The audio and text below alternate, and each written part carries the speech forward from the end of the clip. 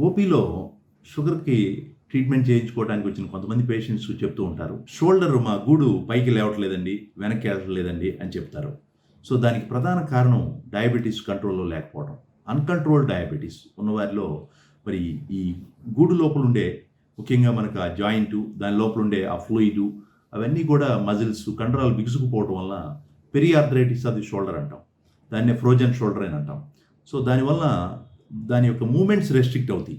ఒక లెవెల్‌కి మించి షర్ట్ వేసుకోవాలన్నా ఇబ్బంది పడటం, చిన్న పని చేయాలన్నా గానీ ఆ పెయిన్ వస్తూ ఉంటుంది.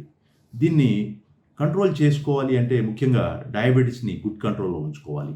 దానితో పాటు ఫిజియోథెరపీ కొన్ని ఎక్సర్‌సైజుల ద్వారా స్లోగా మన యొక్క షోల్డర్ మూవ్‌మెంట్స్‌ని ఇంప్రూవ్ చేసుకోవడానికి కొన్ని రెగ్యులర్ ఎక్సర్‌సైజ్ చేయడం ద్వారా ఈ పిఏ షోల్డర్‌ని, ఆ ఫ్రోజన్ షోల్డర్‌ని మనం కరెక్ట్ చేసుకోవచ్చు.